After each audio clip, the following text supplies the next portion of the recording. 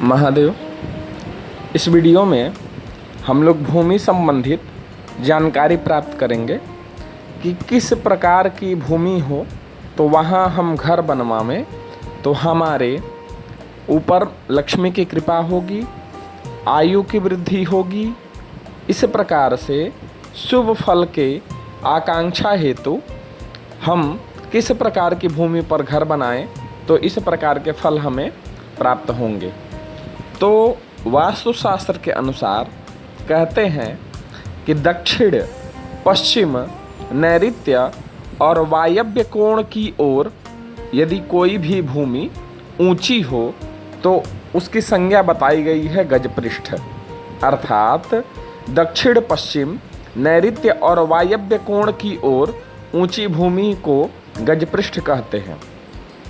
गजपृष्ठ भूमि पर निवास करने से मनुष्य धन से परिपूर्ण होता है और उस व्यक्ति की, उस घर में रहने वाले की आयु में वृद्धि होती है। यदि कोई भी भूमि बीच में ऊंची और चारों ओर नीची हो तो इस प्रकार की भूमि को, इस प्रकार के जमीन को कूर्म पृष्ठ की संज्ञा दी गई है। अर्थात इस भूमि को कूर्म पृष्ठ कहते हैं।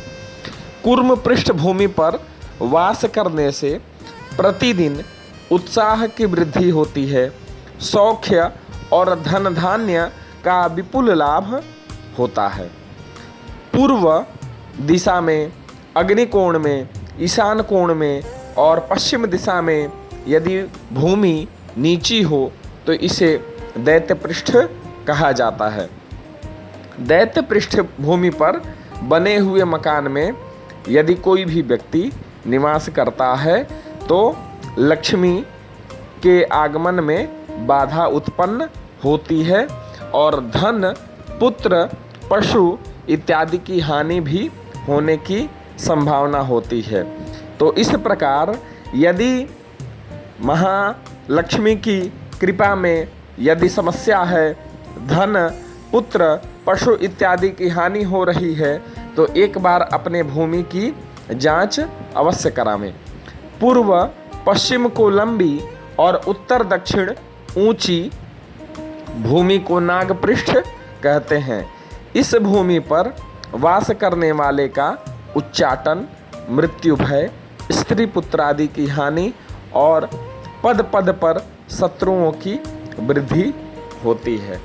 तो इस प्रकार से हम कुछ जांच करके अपने निवास स्थान की भूमि को और फिर मकान बनावें तो हमको शुभ और अशुभ फल की जानकारी के बाद हम शुभ फल की प्राप्ति हेतु इस प्रकार की भूमि पर ही घर बनाएं। अगले वीडियो में हम लोग फिर कुछ भूमि से ही संबंधित जानकारी प्राप्त करेंगे कि किस प्रकार की भूमि पर रहना अपने लिए शुभ है, किस प्रकार की भूमि पर रहना अशुभ है। इस वीडियो में इतना ही। धन्यवाद।